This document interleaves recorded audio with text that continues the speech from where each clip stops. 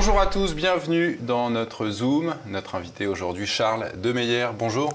Bonjour Pierre. Charles Demeyer, vous êtes le président cofondateur de l'association SOS Chrétiens d'Orient, créée en 2013. Vous dirigez également le libre journal des débats sur Radio Courtoisie et vous publiez l'ouvrage que voici, Pourquoi me persécutes-tu ? Chronique d'un Orient martyr. C'est publié aux éditions de la Nouvelle Librairie, à retrouver évidemment comme d'habitude sur la boutique de TV Liberté. Alors, vous avez créé, Charles Demeyer, votre association SOS Chrétiens d'Orient il y a 10 ans, pile poil, 2013, en réponse à la guerre civile syrienne, toujours en cours, on le rappelle, commencé donc en mars 2011. Pour rappel, selon le rapport de l'association Open Doors, 360 millions de chrétiens dans le monde subissent persécutions et discriminations chaque année. 6 000 chrétiens ont été tués en 2022 en raison de leur foi. Alors, Charles Demeyer, quelle relation votre association SOS Chrétiens d'Orient entretient-elle avec l'État français et l'Union européenne? Alors j'allais dire, Pierre, que nous avons la chance d'avoir une relation de parfaite indépendance, puisque nous ne bénéficions d'aucune subvention publique, ni au niveau européen, ni au niveau de l'État. Et ce n'est pas tellement une volonté de notre part, car nous pensons que la France et les Français ont une mission, une vocation auprès des chrétiens d'Orient, et le fait que nous ayons des dizaines et des dizaines de milliers de donateurs montre la pérennité de ce lien entre les familles françaises et l'engagement pour les chrétiens d'Orient. Quant à avoir un jour un soutien de l'État français ou de l'Union européenne, peut-être se pencheront-ils sur le fait que 3000 volontaires sont partis avec nous sur le terrain, et que c'est donc un formidable maillage du territoire et un formidable outil d'influence de la France auprès des chrétiens d'Orient, mais aussi auprès de toutes les populations qui travaillent auprès de nous. Un dernier point, c'est qu'évidemment, quand nous relayons le témoignage des chrétiens d'Orient sans politiquement correct, sans faire attention à l'ère du temps en France, eh bien parfois ça déstabilise nos gouvernements jusqu'à la Commission européenne. Donc vous êtes totalement indépendant de l'État français, mais l'État français, lui, est totalement indifférent à votre cause. Je ne pense pas qu'on puisse dire que la France soit complètement indifférente à notre cause. Emmanuel Macron fait des grands discours, c'est plutôt une cause qui est d'utilité publique dans les discours politiques. Le vrai problème, c'est quand on passe des discours aux actes. Les chrétiens d'Orient n'ont pas besoin de breloques ou de saupoudrage, ils ont besoin de deux choses principalement. D'abord d'une politique étrangère cohérente au Proche-Orient, de la France en particulier et du bloc occidental en général. Quand nous déstabilisons la région, par exemple en soutenant l'invasion américaine en 2003 pour certaines puissances, ou quand nous faisons de la Syrie le régime à abattre pour plus récemment, eh bien nous participons à la déstabilisation générale de la région. C'est un premier point. Et le deuxième point, c'est la question identitaire. Nous avons honte de nous-mêmes en France. Certains médias, certains intellectuels nous apprennent à vivre dans la culpabilisation. Et donc nous avons honte de notre vocation également de soutien et d'aide aux chrétiens d'Orient. La déchristianisation de la France et de l'Europe conduit à comme un affadissement de cette relation. Eh bien, SOS Chrétiens d'Orient est là pour prouver l'inverse. Quand on propose à des Français de faire une action belle, bonne et noble au Proche-Orient, on voit qu'il y a une résonance auprès des croyants, mais aussi auprès de ceux qui se sont peut-être éloignés de l'Église, mais qui ne se sont pas éloignés des devoirs de la France. Laurent Wauquiez, président de la région Auvergne-Rhône-Alpes, vous avez promis une subvention. Exit la subvention, finalement. Oui, Laurent Wauquiez aspire, dit-on, à de grandes espérances nationales, mais quand la gauche aboie, il passe son chemin. C'est bien malheureux pour lui. C'est une honte, je crois, pour son bilan et pour sa capacité à assumer de l'adversité. Il peut toujours faire amende honorable. Moi, si son cabinet m'avait appelé en me disant les circonstances étaient difficiles, mais nous gardons de la sympathie pour votre action, je l'aurais compris, et nous n'aurions peut-être pas rendu public ce qui s'était passé. Comme ils n'ont même pas eu la décence de faire ça, eh bien, je pense que c'est intéressant que ceux qui pensent que Laurent Wauquiez est prêt à affronter les hyènes du politiquement correct sachent qu'il l'a déjà cédé, alors que ça tapait pas si fort que ça. Ces chroniques d'un Moyen-Orient martyr, vous les débutez, Charles Demeyer, par la situation des chrétiens coptes d'Égypte. Quelle est leur situation et est-ce que le président égyptien Al-Sisi est un défenseur de leur de leur communauté, de leur identité. J'allais dire que Sisi, c'est d'abord un défenseur de l'Égypte, et c'est comme ça qu'il se perçoit. J'ai eu l'occasion de discuter avec plusieurs membres de l'État égyptien, et eux, ce qu'ils veulent, c'est un redressement national, après l'absurdité occidentale du soutien au gouvernement des frères musulmans de Mohamed Morsi, qui a failli mettre le pays à feu et à sang, et qui a été renversé par une heureuse opposition. Évidemment, dans ce projet de redressement national, Sisi sait qu'il doit intégrer un maximum de communautés, et la communauté copte est une communauté en progrès démographique qui bénéficie de beaucoup de relais au sein de la vie civile et de la vie sociale égyptienne. Il a fait passer plusieurs lois, notamment sur la possibilité de réfection des églises. Il entretient une excellente relation avec le patriarche, enfin avec le pape copte, et on ne peut que s'en réjouir. Cependant, le président Sisi n'est pas là pour choyer une communauté spécialement. Et cette communauté, elle fait face à deux types d'adversités.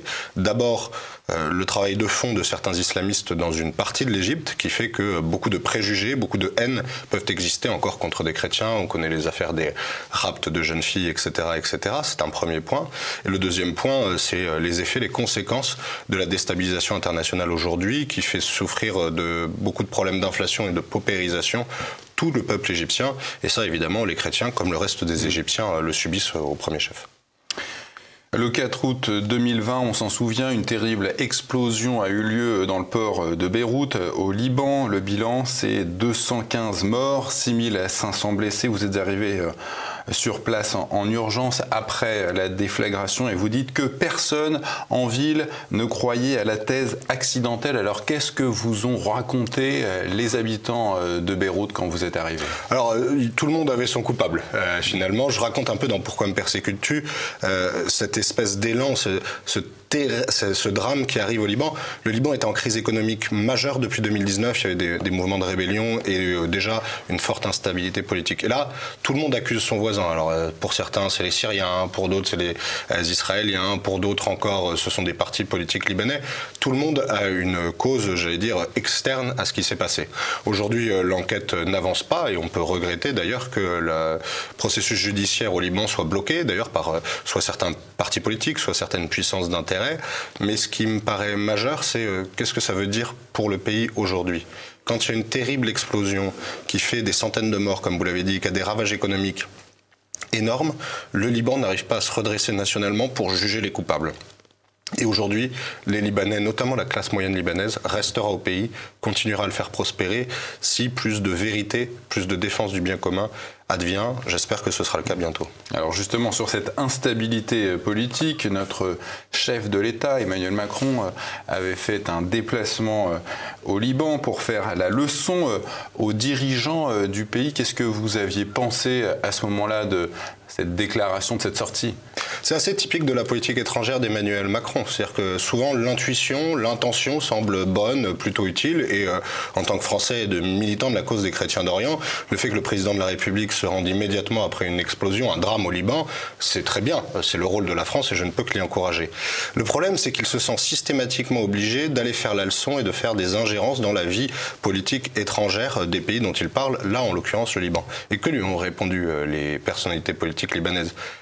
Que c'était aux Libanais de choisir, pas aux Français, pas aux Américains, pas aux Saoudiens, pas aux Turcs, pas aux Qataris, aux Libanais. Aujourd'hui, la présidence de la République, qui est dévolue à un chrétien maronite, n'est toujours pas occupée depuis le départ du président Michel Aoun. C'est terrible pour le Liban et c'est terrible pour l'image des chrétiens. Visiblement, les services d'Emmanuel Macron n'arrivent pas à proposer un président de la République qui arrive à faire l'unité chrétienne autour de lui, et c'est un grand danger. Finalement, Emmanuel Macron a toujours ce même fonctionnement, plutôt des intuitions qu'on pourrait soutenir, qui semblent au moins françaises, et puis une manière de gérer les choses qui désespère les communautés qui voulaient le recevoir. Et puis un dernier mot, évidemment les politiques chrétiens libanais lui ont rappelé qu'eux aussi tenaient la souveraineté de leur pays, et que autant les conseils, les conditionnalités de la France, ils étaient prêts à les entendre, le fait qu'Emmanuel Macron vienne dicter la vie politique libanaise, ça ne leur plaisait pas beaucoup. La Turquie, vous en parlez également dans votre ouvrage, Charles de Meyer. Vous expliquez que sur le plan national le soutien populaire envers le président Erdogan et à l'extérieur l'aveuglement droit de l'homiste occidental permet à Ankara une politique expansionniste. Est-ce que cette politique a un rôle, représente un danger pour les chrétiens d'Orient? Évidemment, elle représente un danger à cause de l'aveuglement occidental. On vient de le voir à travers les deux crises successives dans la perception du rôle de la Turquie qui viennent de traverser l'Europe. D'abord, on a tous entendu nos médias nous expliquer que le candidat de l'opposition allait emporter l'élection en Turquie. On a vu que, comme d'habitude, les médias qui cherchent à faire prévaloir leur opinion sur la réalité des faits au Proche-Orient ont perdu encore la mise et ont donc montré encore une fois qu'ils n'étaient pas suffisamment en prise avec le réel. On avait vu ça avec Trump, avec Bolsonaro à l'époque. Et c'est toujours la même logique. Ce que l'éditorialiste pense devrait être la réalité. Or, c'est exactement l'inverse qui devrait être leur raisonnement. Deuxième élément, on a fêté il y a un an l'anniversaire de l'indépendance de la Grèce. On est aujourd'hui dans une situation ubuesque où l'Union européenne tolère qu'un de ses États membres ait 50% de son territoire occupé par un État tiers membre de l'OTAN. La Turquie, je le rappelle, occupe une partie de Chypre, et on les laisse faire. Et comment critique-t-on Recep Tayyip Erdogan? Est-ce qu'on critique sa politique impérialiste? Est-ce qu'on critique ses visées sur la Méditerranée? Est-ce qu'on critique son agressivité? Non, non, pas du tout. On laisse faire des rapports d'ONG pour expliquer pourquoi il ne serait pas bon pour la Turquie, pour en gros le droit des transsexuels et puis la légalisation du mariage de même sexe. Évidemment, ça n'a aucune incidence, à part sur les élites urbaines turques. Et en laissant se développer cet impérialisme, on le laisse déstabiliser des parties entières du Proche-Orient.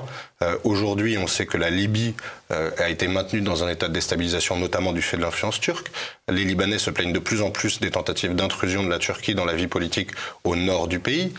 La résolution de la crise syrienne, et notamment de cet étrange cher turc, pour un allié de l'OTAN, il s'agirait quand même de demander des comptes. En lien avec la Turquie, vous avez reçu de nombreux témoignages avec votre association de chrétiens exaspérés par les pratiques turques, kurdes, excusez-moi, au nord-est de la Syrie. Alors, le Kurdistan, c'est un pays un petit peu autonome, à cheval entre la Turquie, la Syrie, et peut-être à l'est l'Irak. L'Irak, exactement, merci. Comment le PKK, donc le PKK c'est le Parti des travailleurs du Kurdistan, a opéré pour obtenir cette autonomie du Kurdistan? Alors aujourd'hui, d'abord, il faut rappeler que cette autonomie est très contestée et qu'en gros, s'il n'y avait pas une présence américaine pour l'appuyer, même si elle est en décrue, elle ne s'avérerait pas.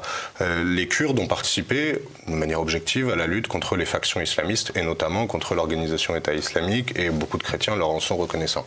Toutefois, les Kurdes, une partie des Kurdes en tout cas dans ce nord-est syrien, ont des visées à la maîtrise du pouvoir territorial, des visées sur le foncier, etc., etc. et ont fait subir par moments, soit par des extrémistes, soit par des groupes très proches du PKK, des exactions contre les chrétiens, des expropriations, qui n'ont jamais été relayées en Occident et en France, notamment à cause de cette raison simple, c'est que ces factions tenaient un discours plutôt critique vis-à-vis de Damas, alors que les chrétiens ne tenaient pas un discours critique, et à part sur TV Liberté, rares étaient les médias où nous pouvions relayer ce témoignage. Aujourd'hui, le PKK est une puissance qui est classée terroriste par une grande partie des États occidentaux. Force est de constater que leur Foné, qui a participé à la lutte en Syrie, bien nous avons réussi à travailler avec lui. Je crois que si nous voulons la normalisation de ces relations, et si nous voulons aussi reconnaître la dette qu'une partie des gens ont envers les Kurdes qui ont livré le combat, il faut faire quelque chose de très simple. Il faut défendre la stabilité et l'intégrité territoriale des nations. C'est un sujet lancinant en Irak, mais le gouvernement régional autonome du Kurdistan irakien réussit à avoir une existence et qui est plutôt reconnue. Aujourd'hui, il faudrait arriver à la même chose dans le nord-est syrien. Au cœur de ces persécutions du Moyen-Orient, n'oublions pas Israël. Pourquoi dites-vous que l'État hébreu est toujours terrorisé à l'idée de perdre son identité juive? Parce que la population d'origine arabe ou palestinienne, selon le vocable qu'on veut utiliser, est très importante sur ce territoire, et que l'État d'Israël est face à la croisée des chemins. Comment se définit-il dans une politique? On voit très bien qu'il y a toujours une difficulté à faire advenir la solution internationale défendue par le Conseil de sécurité de l'ONU et les puissances européennes, c'est-à-dire une solution à 2 États avec une autorité palestinienne capable d'assumer ce rôle d'État. Et on voit aujourd'hui que la politique israélienne est très difficile à lire entre la volonté pour certains d'arriver à cette intégration des populations arabes et pour les autres cette quête, ce péril existentiel pour eux. Aujourd'hui, on voit que ça amène à des tensions sociales extrêmement importantes, une polarisation politique très violente et puis le développement d'un certain extrémisme qu'il faut pouvoir dénoncer très sereinement. Autant on ne doit pas comparer la situation des chrétiens en Israël et en Palestine avec d'autres pays, ce serait inexact. Autant il faut dire que quand il y a des exactions à Jérusalem-Est, quand on voit des restaurants arméniens ou maronites attaqués, eh bien il faut pouvoir le dénoncer de manière très calme, très ferme et le dire sans risquer d'être attaqué. Vous évoquez aussi les réformes du Premier ministre Netanyahou qui allait dans le sens d'une détermination des différences entre résidents juifs et non-juifs dans le droit israélien. Est-ce que les non-juifs en Israël sont comme des sous-citoyens ?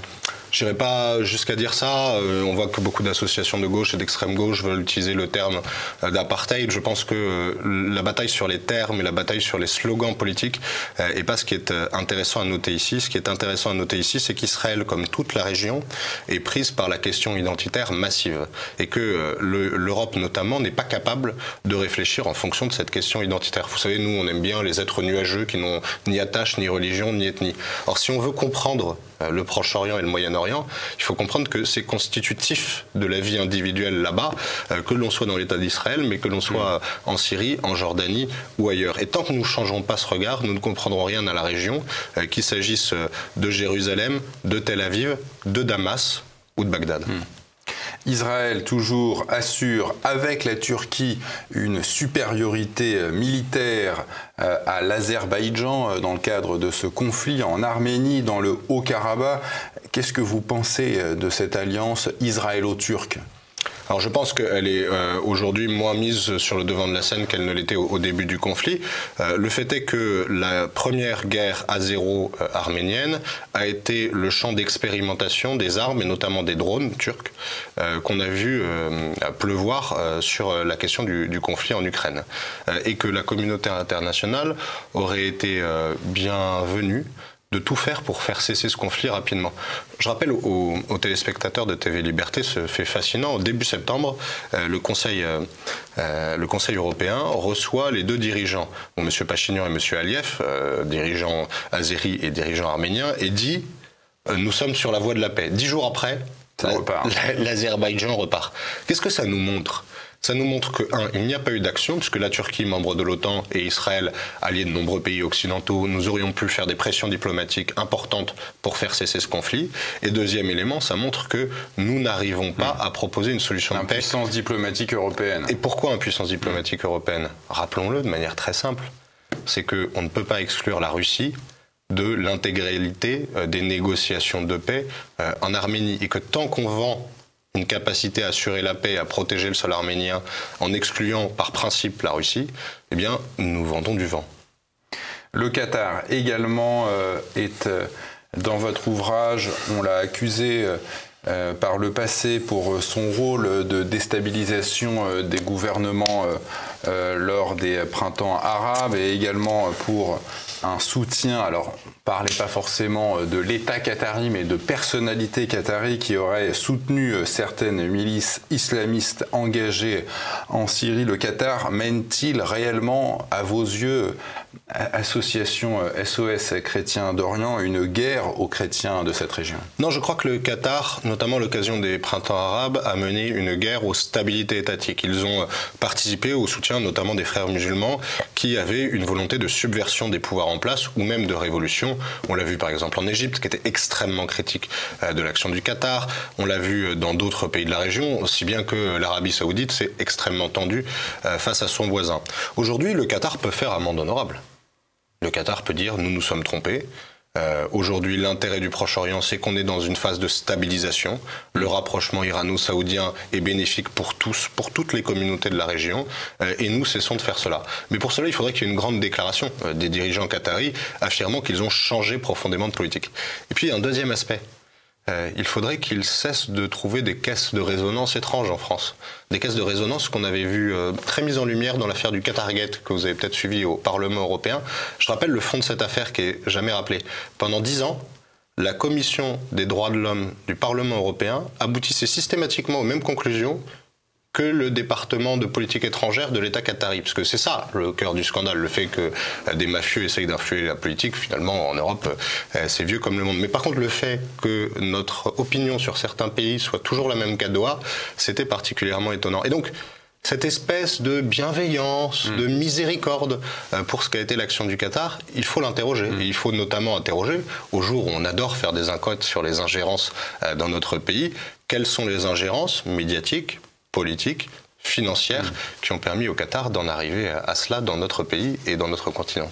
Ingérence qui avait vu le jour, on s'en souvient, déjà sous le quinquennat de Nicolas Sarkozy.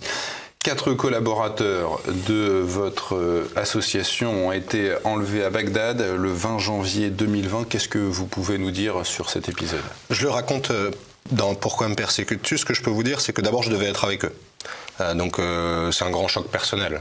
Quand j'ai annulé, je crois, ma participation 3 ou 4 jours avant, quand vous voyez des camarades, des amis, des pères de famille qui sont soudainement pris en otage, vous êtes terrorisé. Et puis pour le président d'une association, c'est une responsabilité qui est écrasante. Vous avez quand même le sentiment de la responsabilité de vie humaine et de vie humaine riche, engagée, qui vous étreint, quoi, finalement. Ce qu'on peut dire, c'est qu'on a été parfaitement accompagné par l'État. L'État a joué complètement son rôle dans ce qu'on peut dire et ne pas dire. Leur relation avec nous a été parfaite. Ce qu'on peut dire également, c'est qu'on a montré la solidité de la communauté de soutien d'SOS Chrétien d'Orient. Peut-être que parmi ceux qui nous regardent, il y a des gens qui ont prié, qui ont participé aux messes, qui ont participé aux neuvaines, qui ont participé à cet formidable élan de soutien pour notre association, malgré tout ce qu'on peut lire contre elle ici et là. Et nous avons tenu. Nous les avons ramenés à la maison. Nous avons aujourd'hui continué à travailler en Irak. Ce sont des gens qui continuent à avoir une vie professionnelle, active et familiale. Et le fait que nous ayons tenu montre, je crois, 2 choses. C'est que nous avons eu des soutiens spirituels et ça a confirmé la noblesse de notre action. Et puis nous avons ce degré de maturité qu'on voit aujourd'hui, puisqu'on fête le 10e anniversaire d'SOS Chrétien d'Orient, qui nous permet de faire face à ces crises. Et puis j'invite nos téléspectateurs à prier pour que ça n'advienne pas encore, puisque c'est pas forcément la période la plus agréable de la vie de SOS Chrétien d'Orient. Alors vous l'évoquiez un tout petit peu dans votre réponse, Charles de Meyer, vous l'expliquez aussi dans votre ouvrage, vous avez été victime de campagnes de calomnie de la part de journalistes français, notamment Mediapart, qui vous accuse carrément de complicité, de crimes de guerre et de crimes contre l'humanité. Comment vous avez réagi en lisant ces papiers? D'abord, c'était la consternation. Le fait qu'un média français dont on connaît tout l'aspect ville, ses liens avec des milieux un peu interlopes qui essayent d'attaquer telle personne ou pas en fonction des séquences politiques, ne m'étonnait pas, mais que la presse en soit arrivée à ce degré d'immondice et d'incongruité d'accuser une jeune association de complicité de crimes de guerre et de crimes contre l'humanité, qu'elle essaye de forcer les tribunaux français à ouvrir des enquêtes pour nous infamer et nous diffamer, c'était particulièrement perturbant, et on voit à quel point ces gens sont arrivés à un degré d'immondice moral et personnel important. C'est le premier point. Le deuxième point, ça a été d'expliquer à nos équipes pourquoi est-ce qu'on était attaqué. Et pourquoi est-ce qu'on est attaqué? Parce qu'on est parfaitement indépendant. L'État n'a aucun moyen de pression sur SOS Chrétien d'Orient. Notre financement est parfaitement indépendant. Ce que nous faisons est reconnu par les acteurs de terrain et tous nos bénéficiaires. Ce que nous faisons, c'est simplement faire du bien à des gens.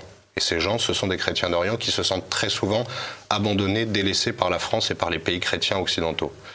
Et ça perturbe, parce que quand on vous dit que la politique de la France ou de l'Union européenne est excellente dans cette région et que des témoignages vous disent non, moi je suis obligé de quitter mon village, mon pays, ma foi, ma terre, pour me protéger, ça ne va pas. Dernier point, je pense que c'est important, c'est de montrer qu'aujourd'hui, SOS Chrétien d'Orient ne sait toujours rien de cette enquête.